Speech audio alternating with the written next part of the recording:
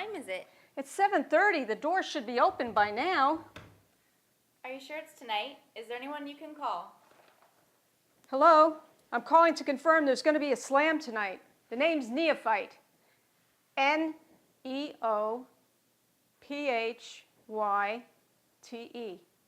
I'm finally ready to sign up and get in front of the mic. I've written, practiced, and memorized 2 stellar poems. 6 minutes of inspiration, fabrication, oration, quotation, perspiration, salvation, translation, and vexation.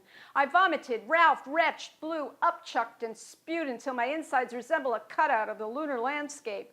My middle name begins with Mylanta. My friends are here, too. Where from? You may have heard of it on the news. It got occupied. It's coming to a town near you. Yeah, I'll wait. What? You say the place is closed? Trussed up tighter than President Obama and Congress arguing to extend the payroll tax cut? Padlocked snugger than Fort Knox when it still had enough gold to cover the national debt? Locked out like the Honolulu elevated heavy rail based on the city's current financial plan? Okay then, I guess I'm canceling. Don't bother. I've decided to hang up my fedora. That's right. From now on, I'll be taking my direct, focused, laconic, meaty, in a nutshell, profound, succinct, valuable, weighty verse and uploading it onto YouTube. Then I'm going to sign up for belly dancing with Willow Chang. Look for me in next month's Zen Dance video. It'll be shown at the Art at Mark's Garage in Chinatown. What's that? Of course I'm not serious. I'm heading over right now to the Lewis Pole Art Gallery, going to pick up a dream card and some pointers on achieving inner peace. I'm going to shift my thinking, control my behavior, and make a plan, further safeguarding my sister's fundamental rights, promoting tolerance through dialogue, thereby eliminating foot and mouth disease, while respecting our cultural diversity, freedom of religion, good nature, and Zen environment. But I'll be back, and I plan to kick some bitchin' ass and cast my rant into the poet's sea to sink or swim, to credit all those who went before me without a venue to fall back on, to the ones who had it tough and didn't give up or give in to despair, doubt, guessing, hesitation, serendipity, uncertainty, vacillation, or writer's block. I'm going to keep writing. I'm going to stay focused and opinionated until they throw some dirt over me, until the cows come home, the fat lady sings, the aliens beam me up, or Christ flies in on a wing and a prayer. And then you know what I'm going to do? I'm going to write some more. My dream for you today is that peace is the result of your thoughts and feelings. You are the source of joyous action. Yo, wait up. My inspiration comes from the beauty that surrounds me and from my family and friends. When I'm chanting, I feel like my kupuna, my ancestors are standing behind me. They're, that my chant and what I do comes from them. When I started teaching at the women's prison in Kailua, at first I was a little afraid. I didn't know what to expect. And when I met the women in my classes for creative writing, I realized that they're just like me. They're just like the rest of us. And the only difference is they've made some bad choices. And so my aha moment was, finding that out, that realizing that they shouldn't be cast aside and forgotten about, and that they have a lot to share with society and with the rest of us. And I found that as students in creative writing, they are so honest. I told them, gosh, if other teachers find out how wonderful it is to teach here, they'd be breaking down the gates and wanting to be a teacher. So, unlike teaching elementary school, that I had retired from elementary school teaching, these women are so honest and just so out there that they just blew my head off. I felt I was so lucky to be there and teaching them. Hulihia means to transform. Huli means to turn in Hawaiian. And so hulihia means to have turned around or transformed yourself. So that's why we named the book Hulihia. Yeah. And we're hoping for all of the women who take the creative writing classes at the women's prison, that's our hope for them, is that they transform themselves and they turn themselves around and they become something else. They metamorphosize, in other words. The chant comes from my hula learning my hula tradition. And what I'm going to do is the chant makes it possible to perform. It kind of clears the space, kind of makes it okay to do what I do. And then the second chant that I'm going to do is my own composition. And it talks about the Ko'olau Mountains and the beauty of the Ko'olau Mountains and watching the mist rise and the sun all of a sudden appear and the beauty that is always before us. If you live on Oahu and you see the Ko'olau Mountains, you can experience that.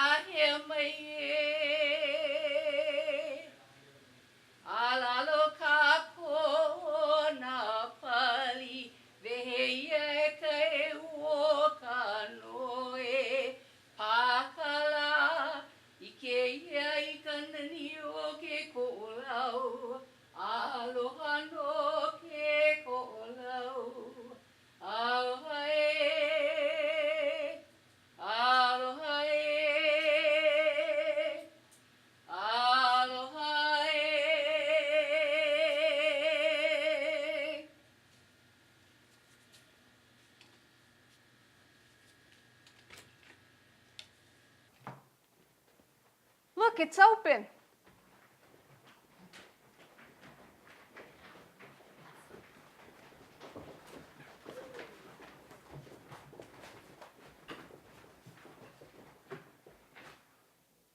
Cornelia Connie Z. Daytona. She is an award-winning author of Letters to a Prisoner by Connie Z. Released in January of 2011, she first appeared at First Thursday's Fresh Cafe Poetry Slam, hosted by K Aloha in October of 2010, where she wowed the judges with her poem, I Want to Be a Poet. She has been published in Rainbird, Windward Community College's award-winning annual journal since 2008. Her poems and photography have also been published in various online print magazines. She is a member of both the National League of American Pen Women and the Friends of the Library in Honolulu, where she volunteers year-round. She leads a creative writing group for Habilitat, the place of change. Please welcome Cornelia Connie D. Daytona. Welcome to Habilitat, the place of change, changing the hardcore into the responsible for. Who do you want to be?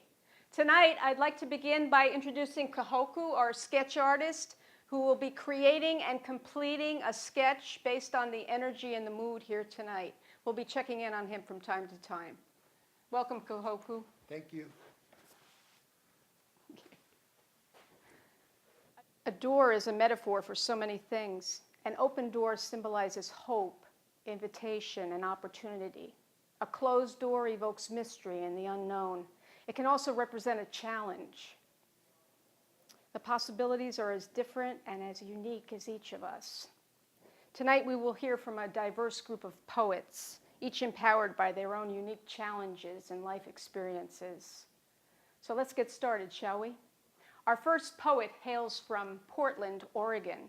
Please welcome Devin Rowell. So, words of power seem to be the theme for tonight. And I had some time to think about tonight.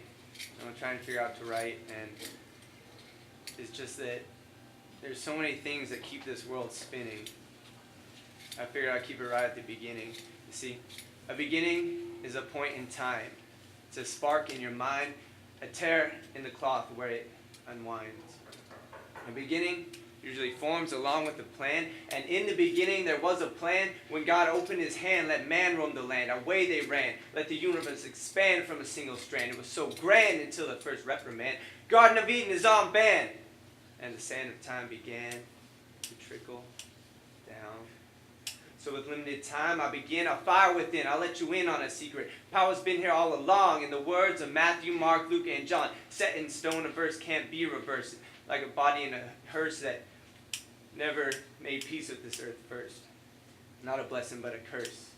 You just gotta let it go. Let it flow like a breeze through an open window on a cloudless summer day. Blue skies roll on and on and on like the space between your ears. But alas, I digress. I came here to pass this test, surpass the rest, nothing less than exceed the best. I'm looking for something heaven sent, for this journey from hell has got me spent. And an angel can't save me, but an ex-junkie just might just take the time to hear my plight. I won't take flight, gotta stand and fight. My friends indict, my foes ignite, gotta smother the competition, gotta do what's right. Right? Isn't that the plan? Damn, man. I just want to feel good. Because some days I don't.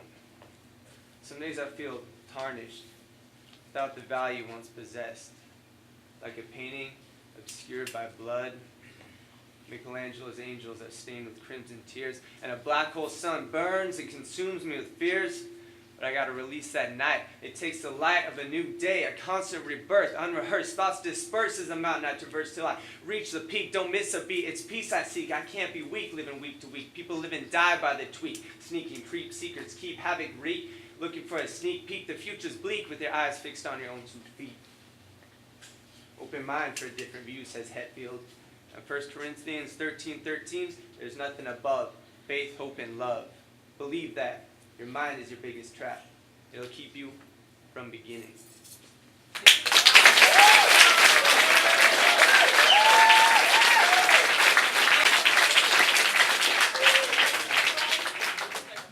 Our next poet is from Kalihi Valley. Please welcome Logove Afola. I'm not used to this. My topic is game changer. Kind of nervous, huh? It was originals that got things started. Few hearted Samoans knuckle hard heads outside becoming targets. Youngsters trying to imitate old vets and upset. Stepping up to the plate, never hesitate to swing on them.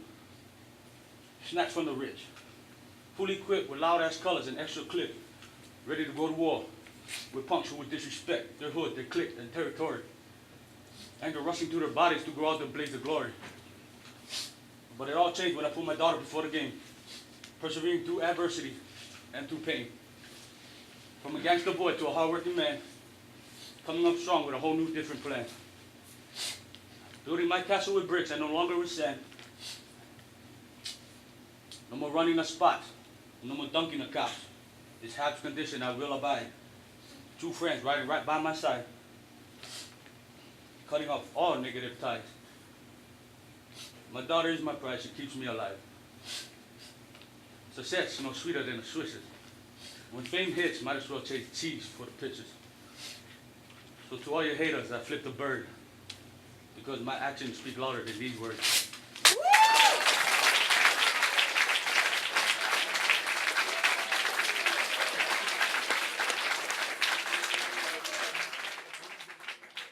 Next up we have from Oak Forest, Illinois, Sarah Stanislawski.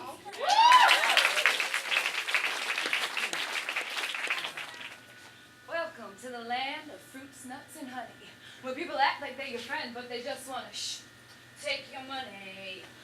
Fake plastic hands with fake plastic tans carrying fake plastic handbags filled with fake plastic glam. The lap dogs are on laps, while children, they're walked on leashes.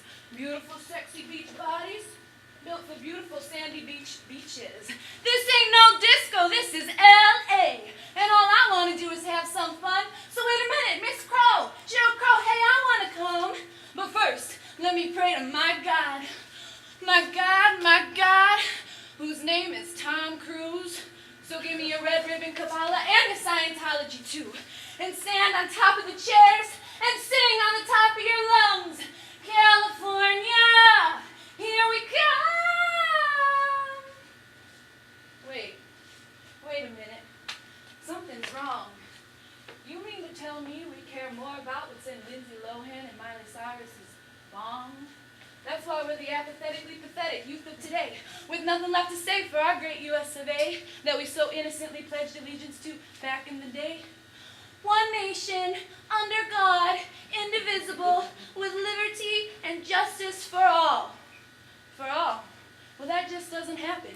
So I'm making a new declaration, a sort of emancipation proclamation. Think of it as a salvation or a higher liberation that was delivered to us by our great Iroquois Confederation. That said, and I quote, in every deliberation we must consider the choices that affect the next 7 generations.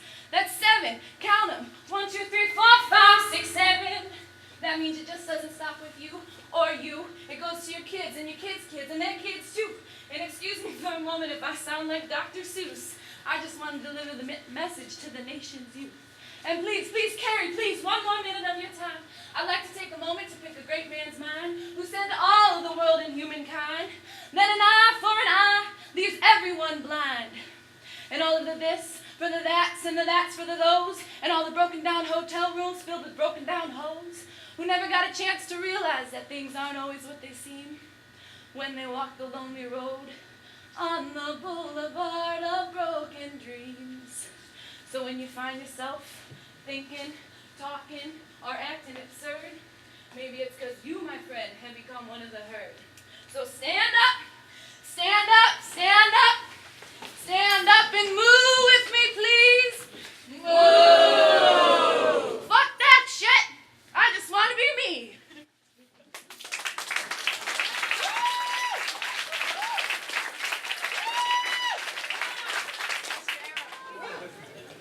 Next up,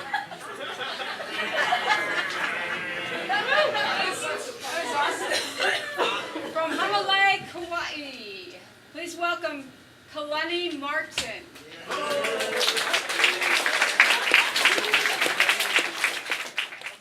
Just like Lungabai said, this is a little new for me, but my poem is called Remember. As I sat behind the wheel, all I felt was power, power. The mighty horsepower of that big block V8. 89 is a year I happen to bear. I call it my own, but what is own? Possess, have, cherish, to be one's own possession. Forever lasting, as long as that may be, to me, unforgettably. You and I shall see how I look back into my memories. Years gone by, but never shall they die, for they live on in you and I. Living, loving, learning, yearning for a better way of life. Life's true glory you'll find in due time. It's not only about the rhyme, but how far you may climb up your mountain. To the top you go. Memories, they come and go. From high above you watch the rivers flow. Yet you're at the top. And your eyes have been open to the endless possibilities. So reach out and fulfill your purpose.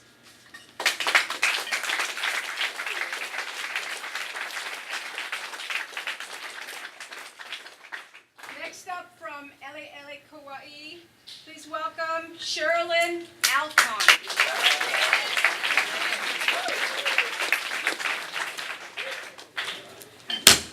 You know what? Shut the fuck up. For real, you don't even know me. You little car without a wheel. Yeah, you drive some fake confidence with how you feel. Oh, I love you, Shirley, and I can't go on without you. I've been out in the ocean for 27 days. Oh, shit, you drive me crazy. What an ass of me. I believed you cared. Someone who seemed like he was always there. You told me wonderful things. Like, you're special, you're beautiful. But man, I had your child for a moment. Then you said it's not mine. I learned after 7 years. What an ass you are. This fool is out. Guided now by a shooting star. By far, my daddy's watching over me. And he sees my everyday change. Nothing matters but me. To be set free. I'm still breathing today. Who cares where you are? Because I know in my heart, I will go far.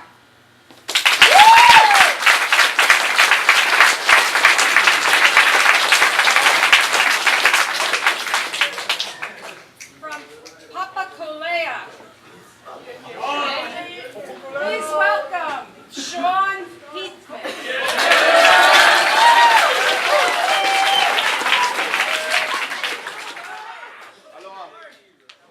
The name of my poem is called A Local Disaster.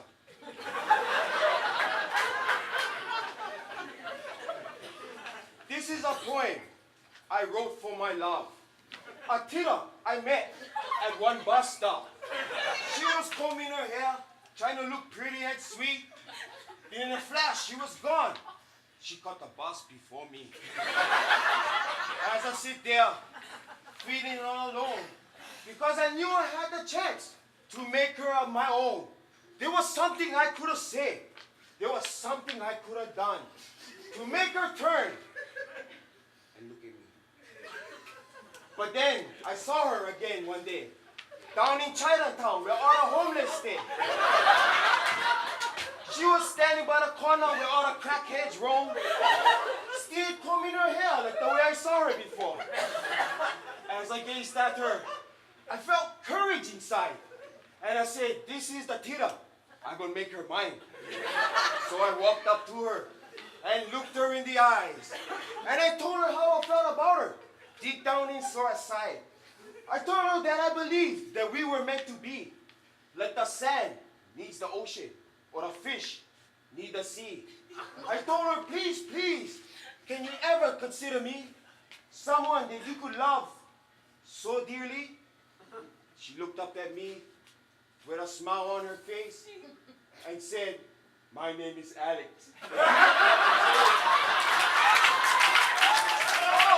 the pain I felt inside. I turned, I walked away, and I started to cry. I couldn't believe it. I couldn't understand how my true love was nothing but a man. Some of my friends out there and my brothers you see, take heed to what you hear from me. For just when you see a woman out there, you never know. The woman may be wearing bibbies.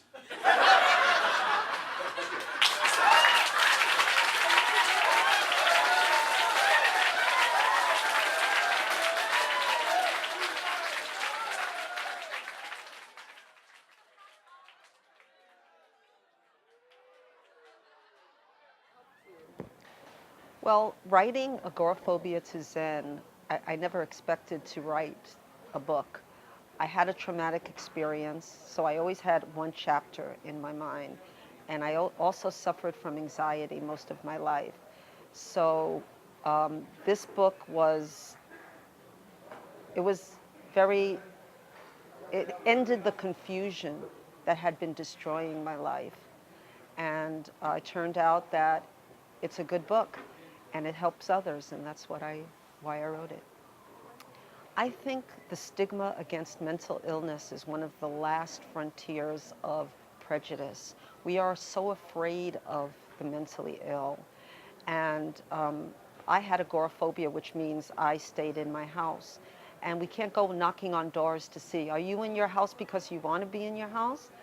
And we're so afraid, or we shun the mentally ill.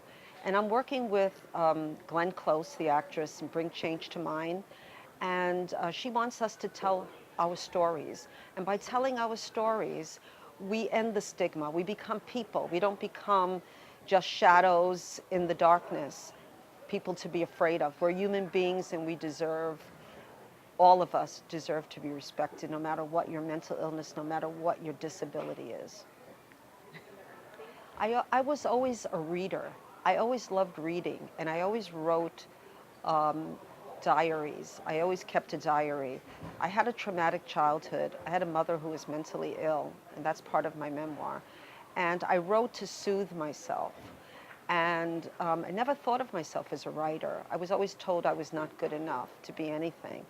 And I went to college when I was 38, and one of my professors read my poems, and he said that I was talented. And that gave me the confidence to keep on writing poetry. But since my memoir has been released and people have been writing me saying how much it's helped them, that's when I realized that I'm a writer.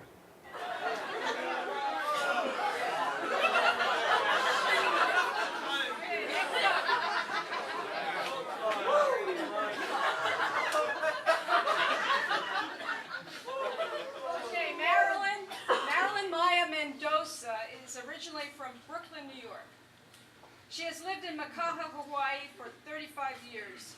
Her debut memoir, From Agoraphobia to Zen, was released in June of 2011 to good reviews. She is an English teacher at Stevenson Middle School. She is working on her second book, a memoir in poetry. Please welcome Marilyn Maya Mendoza.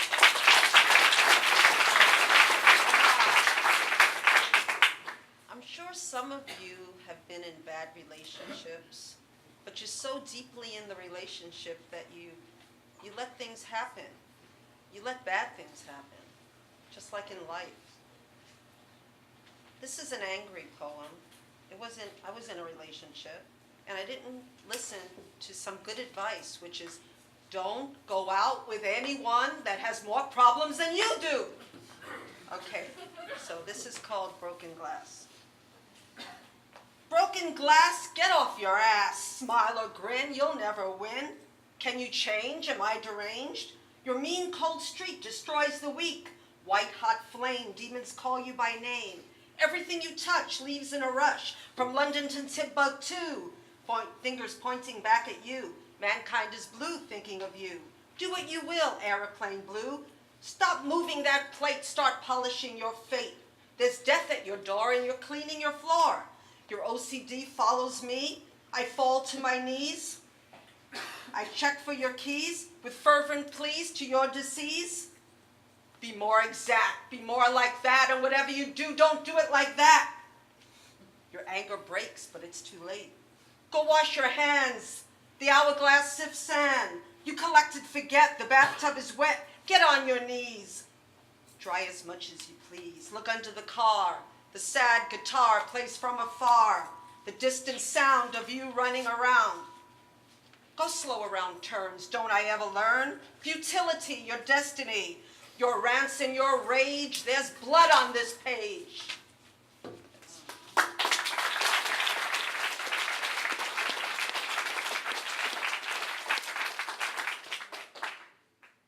This poem is dedicated to Uncle Jimmy and his wife Helen, Native Hawaiian Traditional Healing Center at the Waianae Coast Comprehensive Health Center, Hali O'Ola o Waianae.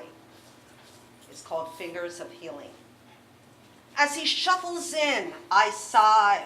Uncle Jimmy, old Hawaiian hands, healing my sciatica when he seems to have more ailments than I.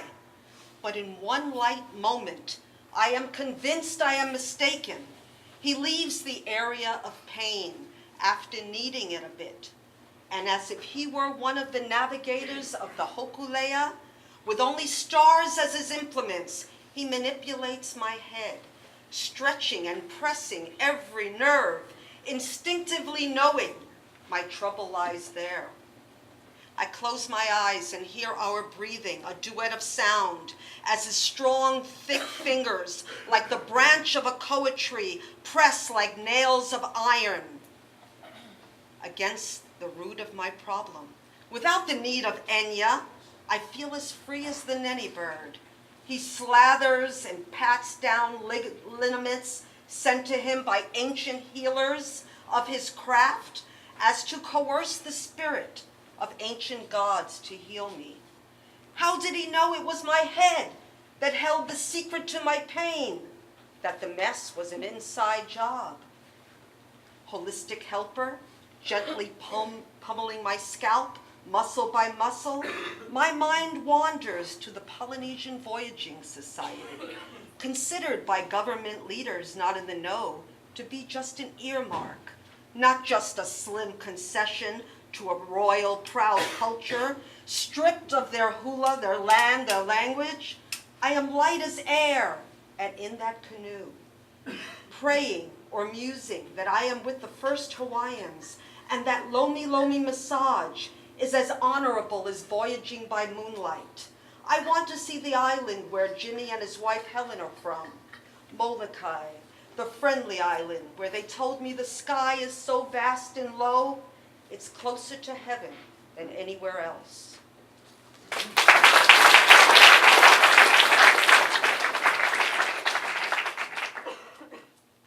I used to suffer from panic attacks, which means I was afraid to leave my house. I also suffered from other things. I was addicted to food. I was addicted to bad situations. So this poem is called The Chronic. And it shows how you can be addicted to things that are inside of you. Chronic loneliness is my diagnosis, a sort of psychosis where I just feel lost at any cost. When life burns bright, I don't have a light inside of me not to be lonely. When life turns bad, I just go mad, take my chances, play dangerous dances with unworthy men. Oops, abused again.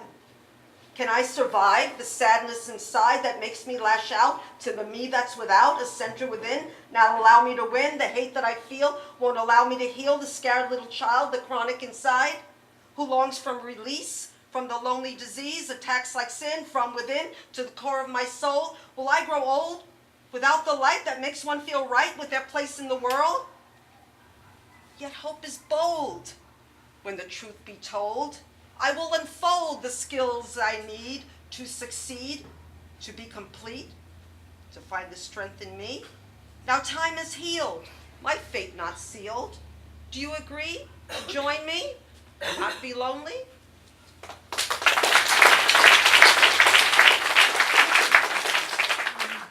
My last poem was given to me by an experience I had. I live in Makaha, as I've lived for many years, and I was walking my dogs, and my neighbor passed me by, and we said hello to each other. And as she passed, I heard a horrible voice. It was her. And she said, "Chantel, you effing bitch! Get the F over here, you punk!" And I turned around and I said, who is that?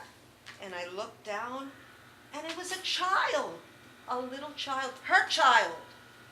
And I thought to myself, how can you speak to your child like that? Because that child is going to believe what you tell her, that she's worthless, that she's useless. And she's going to grow up and do useless and worthless things. You should be telling her that you're wonderful, you're beautiful, you're worthy, you're creative, you're a genius, because we're all creative kids. We're all geniuses, and we should never let bad words attack us. Now, when I was healing from my panic attacks, I read a book called The Four Agreements, and the first agreement is be impeccable with your words. And I thought to myself, what does that mean, being impeccable? Do I have to speak better? But Don Luis Miguel, who wrote the book, believes that words are magic, and you can actually put a magic spell upon people by telling them things. Now, I'm sure some of you have been told bad things in your life. You're worthless. I did. My mother told me that. I was never going to make anything of myself. Words are powerful. We have to use them right. And this is what my poem is called. Words can hurt. I feel like dirt, worse than a knife. They cut deep in my life, cause strife, cause pain, leave a stain of joyless refrain. Words have power to make you cower. Words start wars by magnifying flaws. Words are started by words, and wars are started by words and martyrs who feel the anger that hate inspires. But words can empower, raise you higher with love and compassion, worth a king's ransom. Sticks and stones can break your bones. Do words hurt less? I'll let you guess.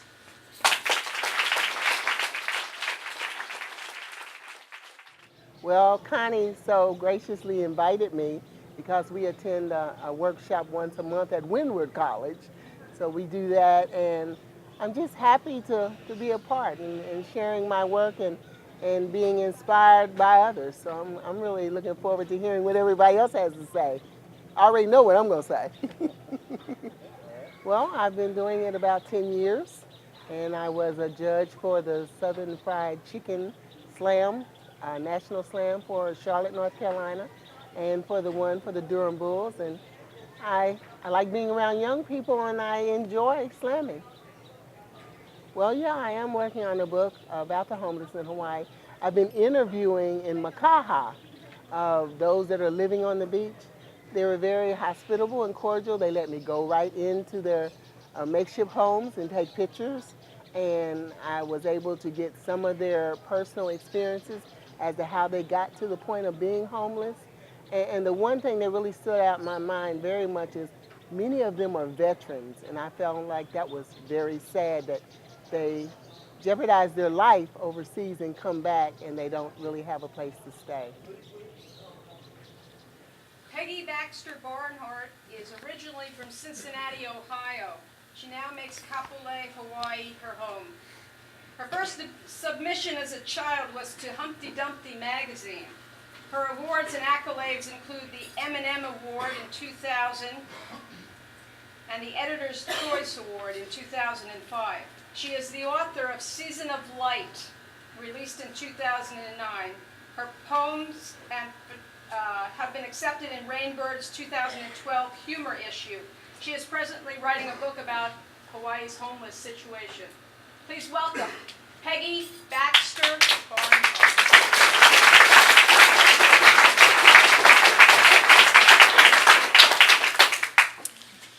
Hello.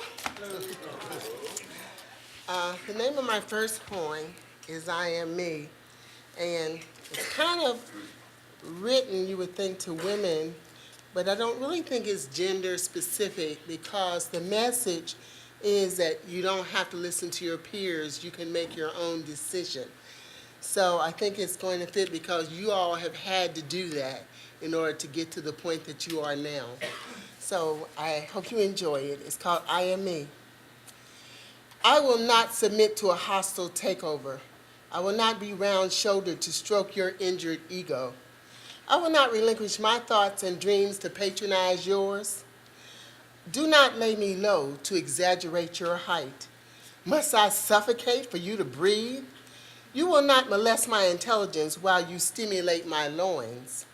I will not be muffled by the washer-dryer symphony or be tied to the stove as with prison bonds. I had a life before you. Marriage is a commitment, not subjugation.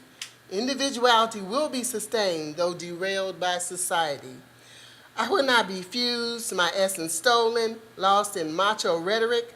I will not apologize for my strength, for my fortitude, or my endurance. I will not compromise my standards or settle for less. Because, hey, I am intoxicating, calculating, and not about waiting for your approval. No silicone fix for lips, breasts, or hips to appease your manly fantasies. My validation comes from within, from a true friend, from my supporters repeating, let me be me. From my supporters who have undergone, have triumphed, and moved on. Yes, they have traveled the road goaded by prickly sticks of guilt for their success. I herald them proudly, women uncommonly, focused and determined to stand with or without a man. My strength comes from these supporters, from women in unison, with echoed voices quietly screaming, I am me, I am me, I am me.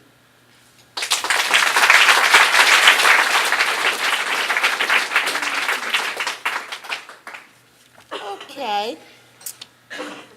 This particular poem I'm going to read is called Road Rage, and it is the one that was accepted by the Rainbird Literary Review that's coming out in May, so maybe you all might be able to get that.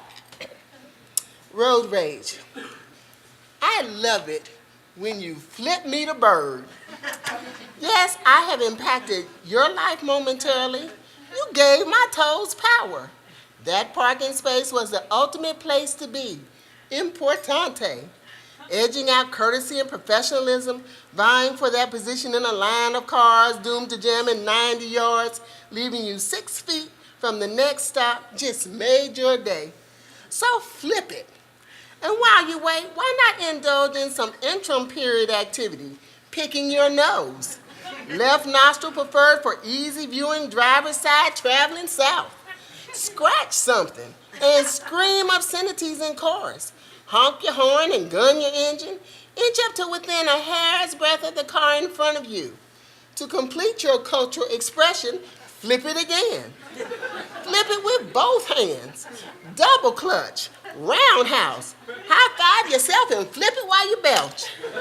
Crude noises become you. Flip it through the sunroof and make friends with crazy drivers if you can. Middle finger on parade. Celebrate your road rage and just flip it, and have a nice day.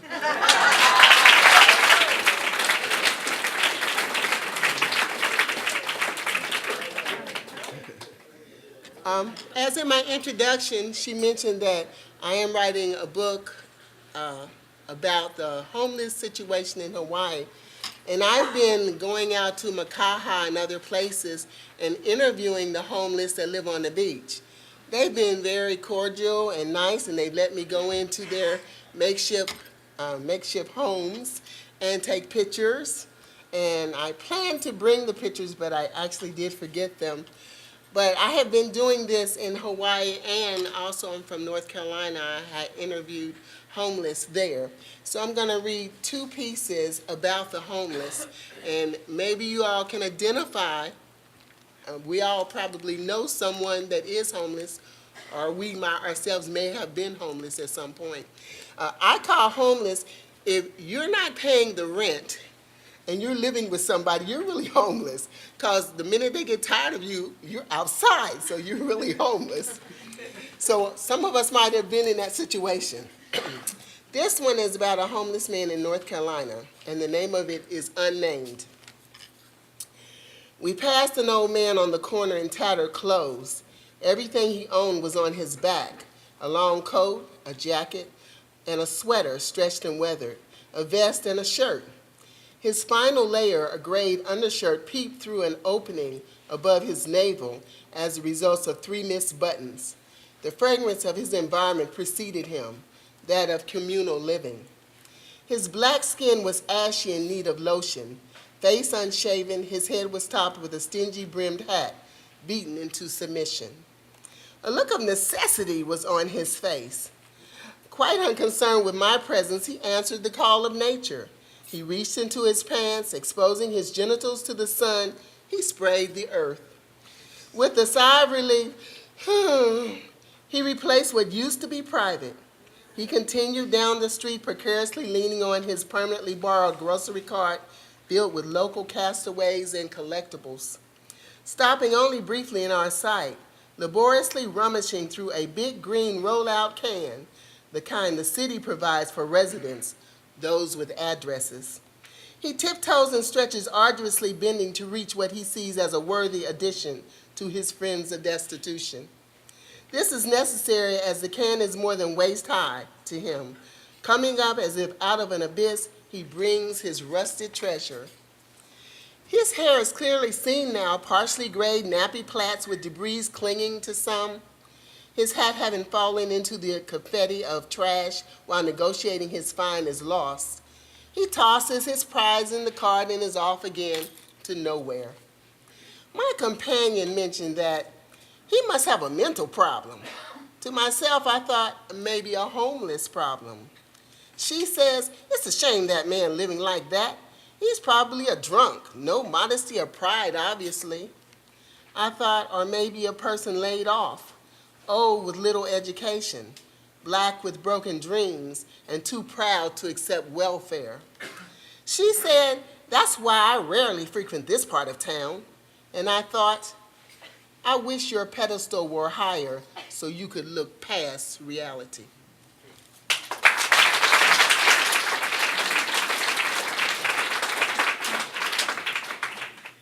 And I have one more piece. This is about a homeless person in Hawaii. And he lives in he's in Kapolei. I don't know where he lives. And he hangs around Wendy's all the time. So maybe you might know him, I don't know. The name of this piece is Sidelined. A man rode past on a bicycle. not unusual here in beautiful Oahu. The pleasant morning breeze bolsters the desire to fly with the egrets. The bike was an old Huffy, all manual, no speed gears, embellishing the muscular physique of the rider's legs that flexed with every revolution of the chain. It was tarnished, rusted red but functional.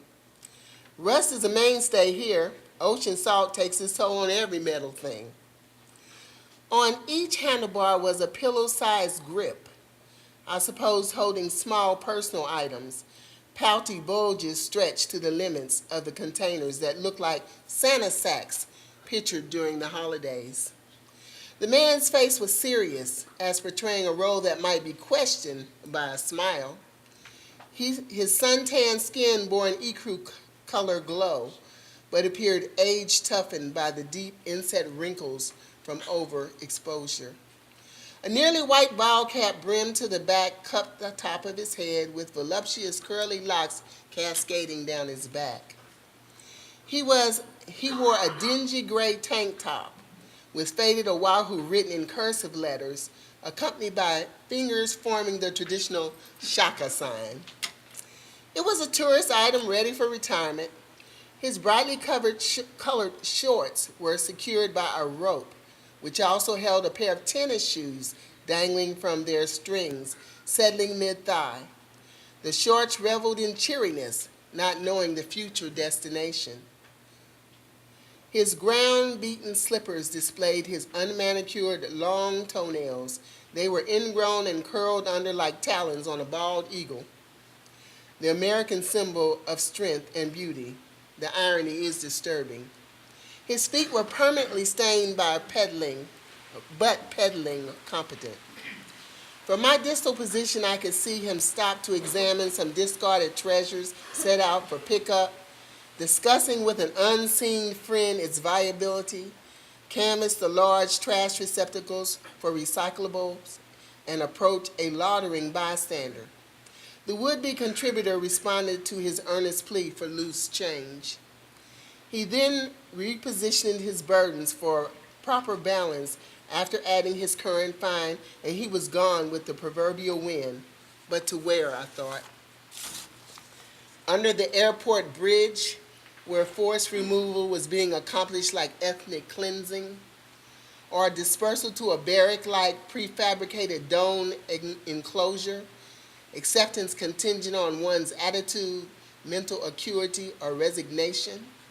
Or was his makeshift abode a lean-to on the beach, cluttered with mixed-matched castaways converging to amass an unsightly junk heap, both unclean and unsafe for human occupancy? Or was he doomed to wander, grabbing space here and there to suffice momentary need? All of these scenarios are observable in Hawaii, sadly. Question: what's the answer? Well, the problem is a formidable one, a heart-wrenching dilemma with no cure in sight. The answer starts with noticing, vis-a-vis recognizing a person's worth, empathetic caring, and remembering that sickness, old age, unemployment can happen to anyone. No exclusions safe. Thank you. We're doing a poetry slam reading. I brought a couple of my friends who are very enthusiastic. They want to share their life experiences. Everyone has a unique set of challenges that they've had to deal with, so we're excited to share. As a parent, I needed a blueprint, someplace to start. Addiction caught me off guard. It was like the bottom had dropped out of my life. I just wanted things to go back to normal. I had a lot to learn. I'm still learning. In my book, there's a poem that's called Surviving Addiction. And basically, most of us parents, we don't understand it. Why can't they just stop? What's the big deal? Why do you have to wear this heavy sign around your neck and drag yourself through the mud? Why can't you just stop? And so, like, the process of learning and acquiring the tools is just as important for parents as it is for the addict. So that's what I tried to show, that and all the feelings and the emotions that I went through trying to make sense of it. If I had any advice for parents, I would say that for me, writing helped. It helped for me to join a group and to talk about my problems. I volunteer at the Friends of the Library. I lead a creative writing group for Habilitat residents in my home. I signed up online for a group called Families Facing Addiction, because some people don't like to actually get out there because of the stigma.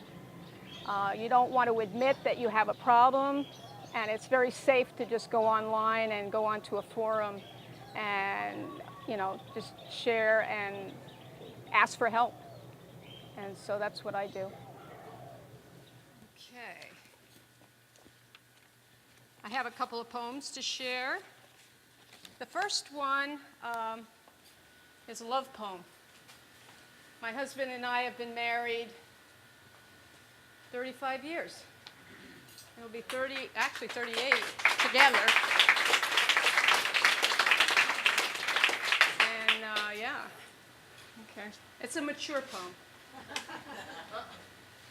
So let me just... Your love hawks a perfect pitch, an Italian itch. Could have been composed on eHarmony. It is a match.com. Your love scores a golden band fully invested in my physical and psychological needs, subscribes to my height, weight, and body type, wants to share my religion, have coffee, just walk, not squawk. Can we talk? It loves the same tunes, ups to spoon in my room, stroke me, coax me, breathless, moaning, wriggling like a fish. Your love winds its thread through me and through me, stitching a runaway hit, then dazzles me blind, basting in your bullshit. Your love likes it simple, won't take no for an answer. When my dark side fakes me, hates me, your love lights up my mind, my unchained corners, inspires me to put my best face forward, always ahead, never behind. Your love blackens the towering red platinum, plastic lies, the wishful thinking, unruly pride of I want, I need, and I've got to have. Your love is so wise. It is the catalyst that survives, strengthening my core, that allows me the freedom to just be more. Your love is conditional, and your Brooklyn wit is slick, not often a hit in my parade, but hey, why complain? It's like jumping from a train while raising Cain in the fast lane. Everything I want and need, can conceive or believe.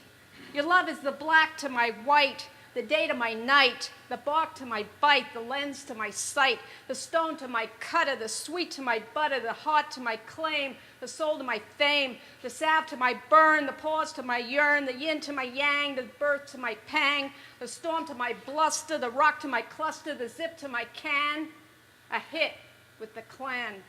Your love completes me, tweets me, superheats me, meets me halfway. So I'm calling out your number to all of these things. Babe, you truly are the Lord of my rings. Your love plays an opus on my heartstrings, warms the wind beneath my wings. And sweet cheeks, right now, you're holding the purse strings. So don't forget to pick up the buffalo wings on your way home.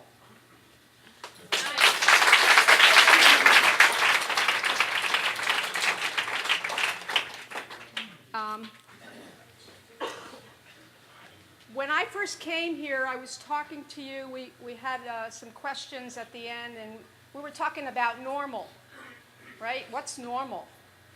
And so I wrote a couple of poems, and then I put them together, and I tweaked them. So to set this up, the aliens are back, okay? And they want me to take them to normal, okay? Take me to normal, Earthling. Where does it exist?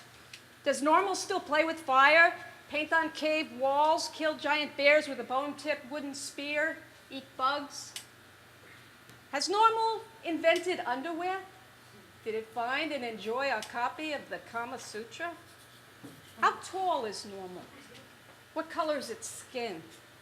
Does normal speak in tongues? Ever gaze into the night sky and wonder about life on other planets? Does normal know the ruler? Has it decoded the pyramids, Stonehenge, the Nazca lines? Does normal own a condo in Abu Dhabi? Does normal have a purpose, or does it just exist? Is normal a choice? Does normal know God? Well, Mr. Alien, funny you should ask. But normal doesn't live here anymore. Went the way of the Maya. Lives in the past with Andy, Opie, and Aunt Bee. It avoided change at all costs. Never moved beyond its comfort zone. Used to have principles. It is aware that much is wrong, but has insulated itself from our radical DNA because it is smart. And it realizes what will happen if it tries to teach us the brag and blame game. It will be forced to move to another galaxy, because even though it's sure that its shit is ice cream, it is wrong.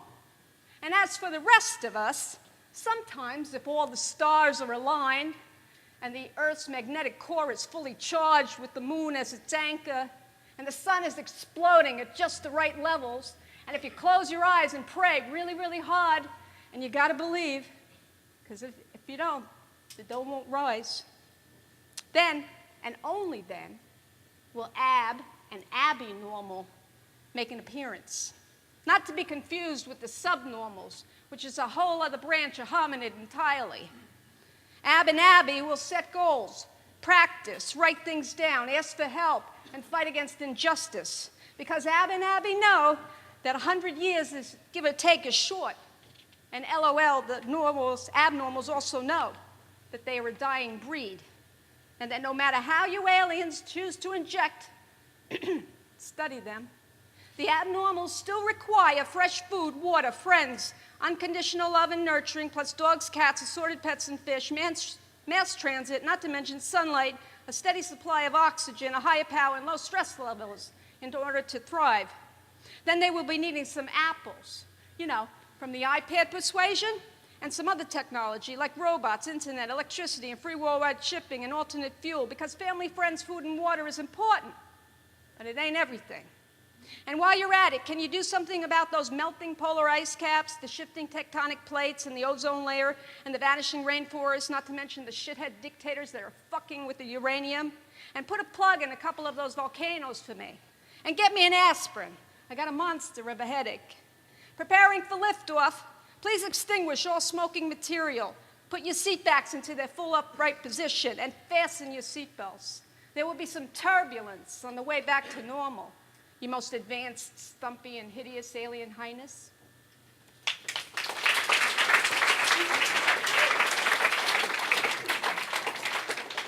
Okay. Well, I just performed at the venue in a show called Off the Deep End, which is part of a series of programs called Breakthrough Performance that were started by an extraordinary man named Mick Pulver out of California that's been around for about 15 years.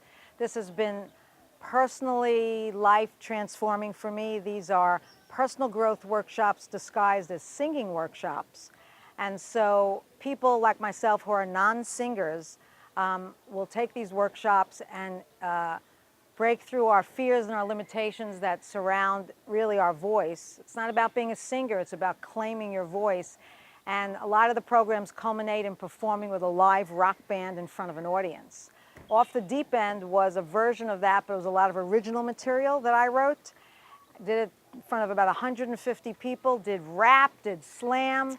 Well, I studied improvisation. I was so blessed and fortunate enough to have met Alan Arkin, Academy Award-winning actor and one of the founders of Second City. He came to Hawaii.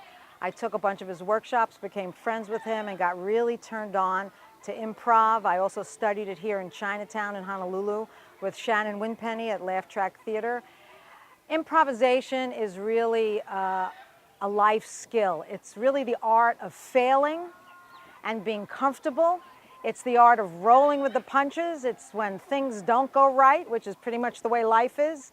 and you learn what to do. It's also the art of really listening. It's the art of responding to people around you. It's an extraordinary art form that, again, even if you're not an artist and you're not an actor, it would really serve people to play with learning about improv, because it just frees you up and you play more and you learn how to stumble and fall and have a great time. When I moved to Hawaii in 1992, I was originally from New York City. I always dressed in black and I thought I was very cool. And I came to Oahu. I lived in Kailua, and one day, this is God's honest truth, I was riding my bicycle and passed a hibiscus bush, and the hibiscus bush shouted at me. And I stopped, I got off my bicycle, I had my journal, I sat down, and what began was a 2-week extraordinary window where this realm of nature spoke to me, and I, like a scribe, wrote down what I heard, and it woke me up in the middle of the night, and I was writing wisdoms and truths, basically from the nature realm. I wrote a book in about 3 weeks called Believing in Fairies. I was really embarrassed because as a New Yorker, I'm thinking, I can't be the author of a fairy book. I didn't even know what fairies were. And I stuck the book in a drawer, and about 7 years later, in 1998 or 9, I sent it to a British publisher who published it. It became a bestseller in the German-speaking countries, and it continues to sell right as we speak. And really, in essence, it's a book about the consciousness in nature. It's a book about the fact that a tree is not just a tree. There is a consciousness there, there is a divinity, there's an entity there that human beings can really learn from. And I think that now in 2012, we all need to reach out more, not only to other human beings, but to all life forms, including the earth, to help us move forward as a species. Marcia Zina Mager is an author, journalist, poet, award-winning mixed media artist, as well as a performance artist. She has performed at Fresh Cafe's First Thursday Slam events, Aloha Tower Marketplace, HPU and the Venue. She studied improvisation with Academy Award-winning actor Alan Arkin at Chinatown's Laugh Track Theater. Her international best-selling seller, Believing in Fairies, a manual for grown-ups, is now available as an ebook, along with her trendy 31 words to create an organized life. Please welcome Marcia Zina Mager.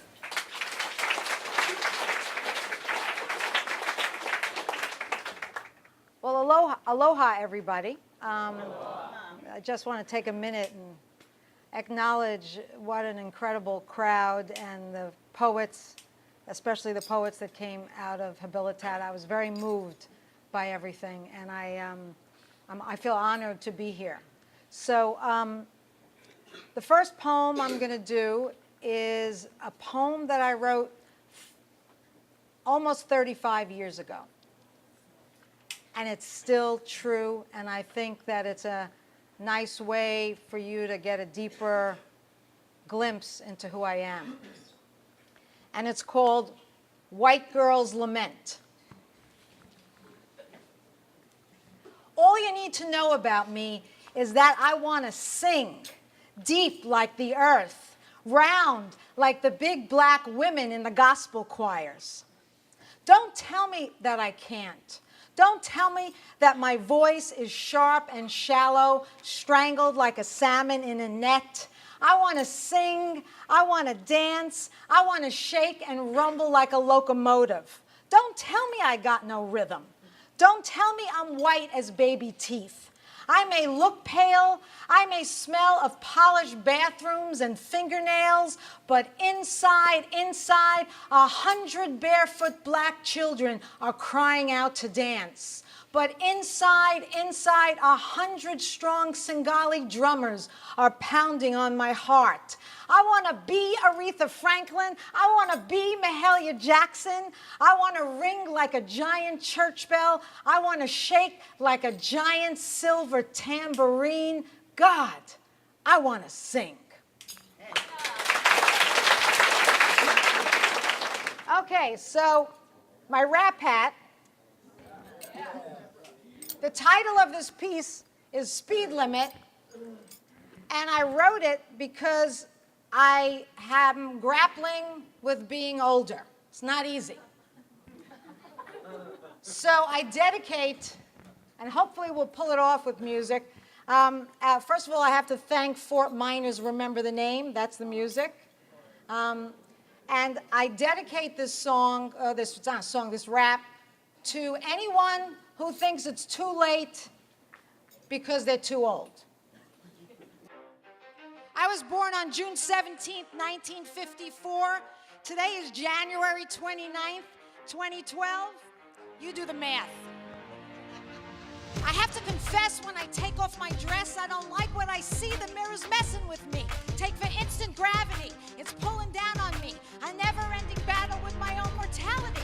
The years are passing me. The clock's harassing me. It sucks being one of Father Time's casualties. I can't stop raging against this agent. I hate getting older. It's a weight on my shoulder.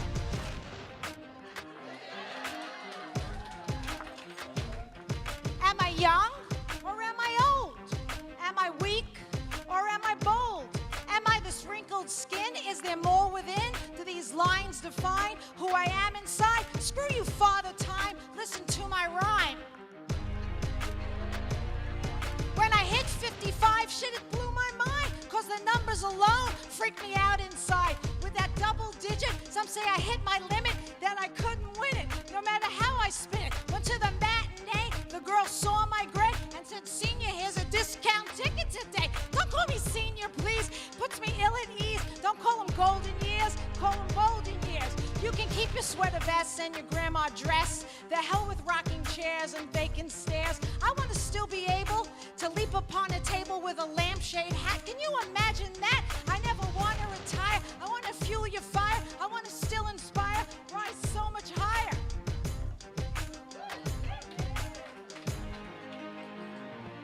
We're hanging on to youth, that's the fucking truth. With our Botox slipped in our aerobic hips and our airbrush eyes, it's a thin disguise. We think we're so damn clever, gonna live forever.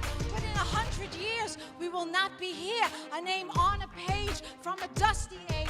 So how do we thrive, knowing the ride will come to an end around the bend? I got to decide that I will not hide. Stop all this hating and stop celebrating. If you agree with me, put up your hands. If you see what I see, put up your hands.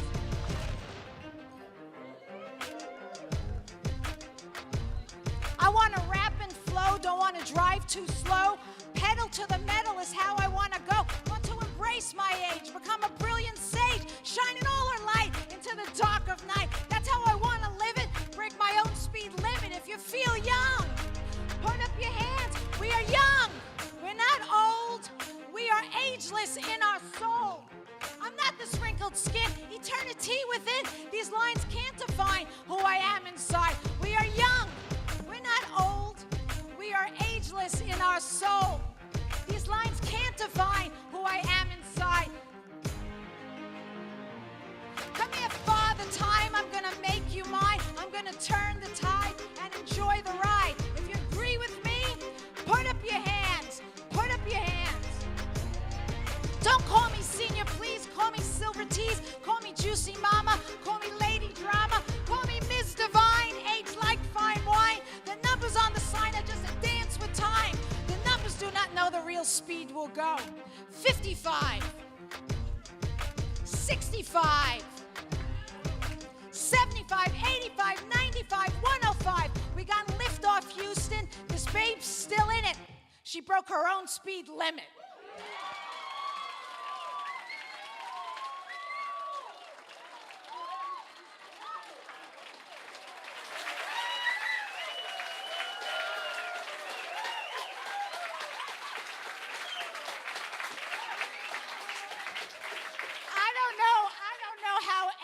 And all those guys do it. I almost had a heart attack. Well, I started taking English even before college, but when I was in college, I really had an English minor, and so I really enjoyed E.E. Cummings, Wallace Stevens. Then a bit later, I enjoyed Rumi, who's now, everyone loves him, Tagore, Hafiz. Well, that's a good start. Yeah. Okay, well, what I'd like to say first is that I have 3 books of poetry out. The first one was simply called New and Collected, and it reflected poems from my early writing until later. The next book, which was an American Book Award winner, is called Pacific Raven, Hawaii Poems, and that is a lot about the windward side of the island and the outer islands. And my most recent book, Tourmalines, Beyond the Ebony Portal, is really a book based on my growing up in Alabama and beyond as a black woman, a person of African and mixed descent. So I have poems about Cherokee and poems about Welsh and poems, of course, about African Americans and Africans. One of my favorite poems is Sweet Honey in the Rock. And why is that? Well, I have been blessed living here in the islands for the past 40 years to introduce many celebrities. And Sweet Honey in the Rock was one group that I did introduce when they were visiting and performing here, as well as Maya Angelou, as well as June Jordan, a whole bunch of people. I've been privileged, really honored to introduce. And so each time I introduce someone, I write a poem for them. And so Sweet Honey in the Rock actually is partially meant to be sung. I ain't gonna study war no more. And it's just a powerful poem which takes words from all of their songs in the upper room, listen, and puts it into my idea, my reconstruction of some of their central ideas. I've lived in Ka'ava since 1974, and before that I lived in Hau'ula, and before that I lived in Kaneohe on the water, and in many other places. But I was born and raised in a small college town in Alabama, and nature is a very, very huge influence on me. I love nature because she doesn't judge, she is endless, she regenerates, she destroys. She represents to me all of the processes that human beings and life on Earth, and maybe even in the universe, goes through. There's birth, there's growth, there's corruption, there's regeneration. There are all of these processes, and if you observe nature, it's as if she's the greatest teacher. So living out there on the side of the mountain, and I can see and hear the ocean, that is my spirituality. That is the way that I worship God and Mother God and Father God and the ancestors, and all of that, to me, happens easily in nature. When I go on the mainland on trips, if I cannot stay in a place where there are trees and birds and I can open the windows and I can feel the wind on my skin, it's not as easy, I think, to connect with my spirituality. There are lots of people, there's lots of concrete, there's lots of interruptions. It's not that peace that is so natural when you take a hike or you sit outside and you just kind of can commune, and it gets across whether you're talking or not. You know, it's just that energy, and I love it. Dr. Kathryn Waddell Takara is a performance poet, author, retired university professor, and motivational speaker. Winner of the American Book Award in 2010, she has toured and read her poetry across the Hawaiian Islands, the USA mainland, in Africa, and China. She has published 3 books of poetry: New and Collected Poems, Pacific Raven, Hawaii Poems, and Tourmalines Beyond the Ebony Portal. Please welcome Dr. Kathryn Waddell Takara.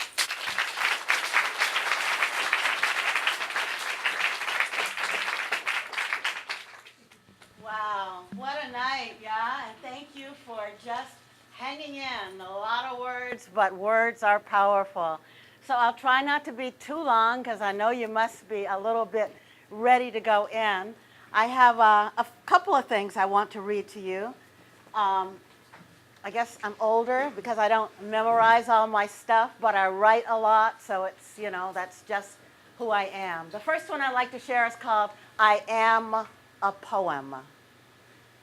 I am a poem becoming. My words rise on the surf of nature's tides. My words rise on the tides of nature's poems. The poem grows, a bellflower, a tambourine, a drum, a flute, a zither, a balafone, rhythms propelled to soar. I am a poem becoming. I am a poem becoming. I transform like a phoenix into sun rays and moonbeams, dropped from life's flames, dropped from life's flames. Poetic words radiate like new leaves in a forest of clouds. In a forest of clouds, I am a poem becoming. I am a poem becoming.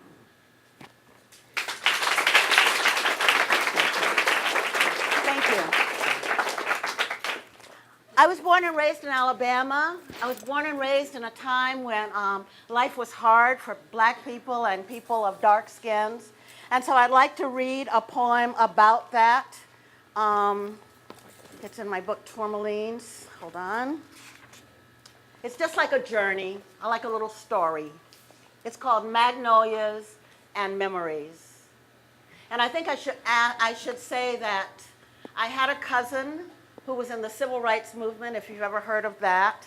And he was trying to go into a white bathroom and was shot in the back of the head because of who he was.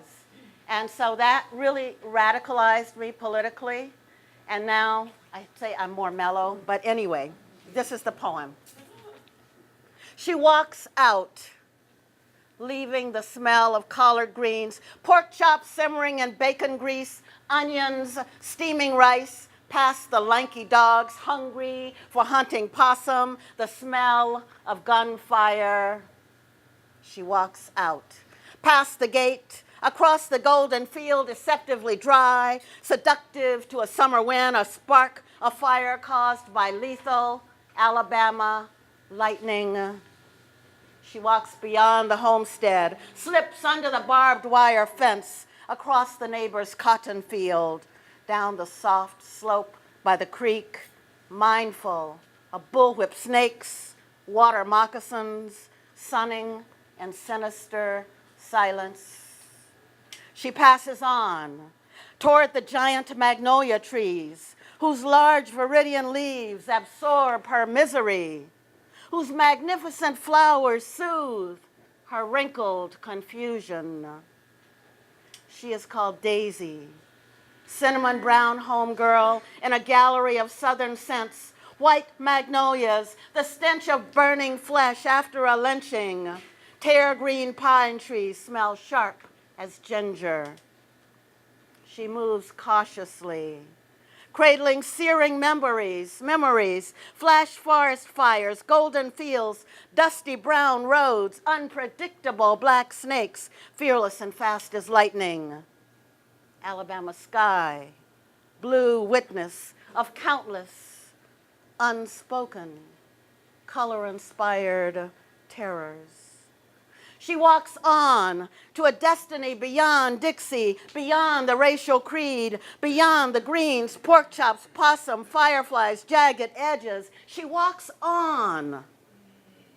But memories stick like thick molasses, memories of sweet magnolias and lurking fears.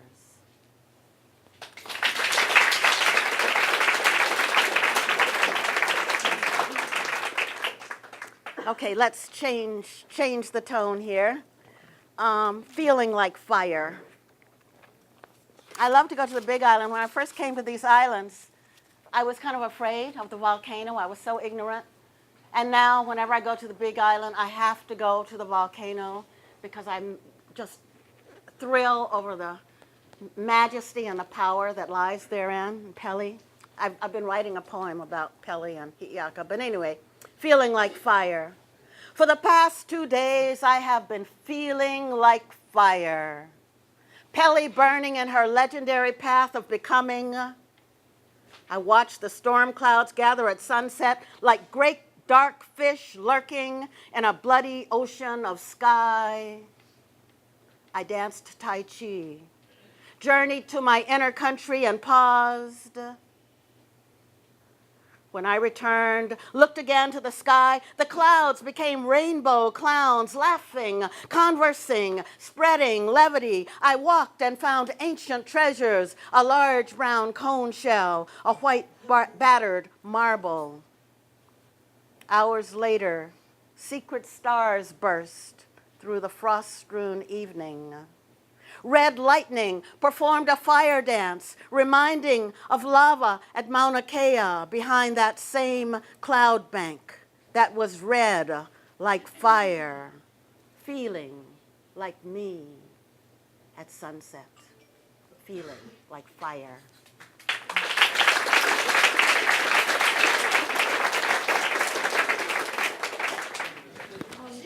That's pretty much it. I would like to thank all the ladies that came and the Habilitat residents. You did a great job.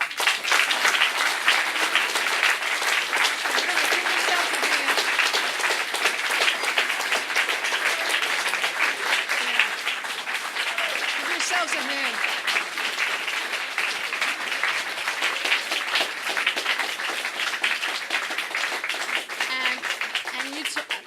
Let's take a look at this sketch. I mean, is that awesome or what? Oh, that's so cool. That is so cool. Would you like to tell us a little bit about that? Well,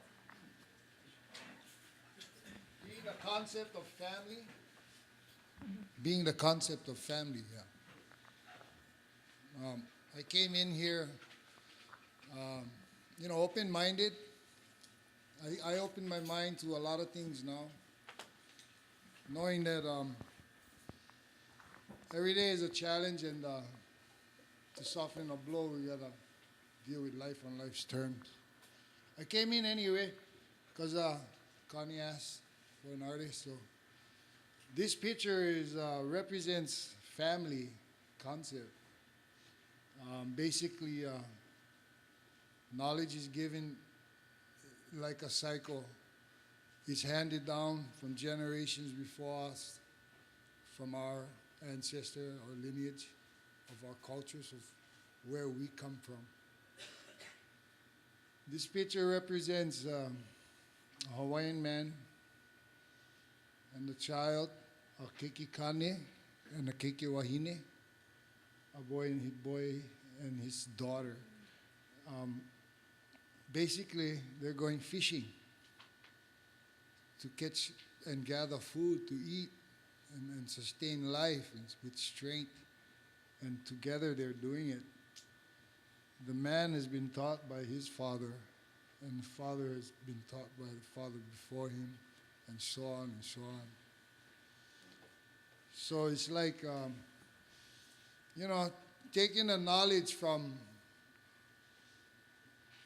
as a child you look up, yeah, and you see your elders, you reach, and your elders look down at you, and they hand it to you. So you take it. It's been handed to you. And one day, when you grow up, it'll be your turn to hand it down to the next generation.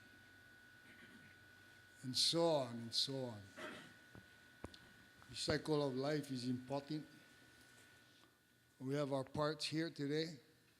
Each and every one, this is our time. We stay strong and remember where we came from. Just knowing that this basic concept here on the wall are the simple things that answer the most complex questions we ask ourselves every day. You know? We put care and love into everything that seems so important and big to us at the time, overlooking the little things, the simple little things that are in front of you, you know? But the concept is important. This is what you build your foundation on. It is sure to withstand anything. So thank you, Connie, everyone. Thank you.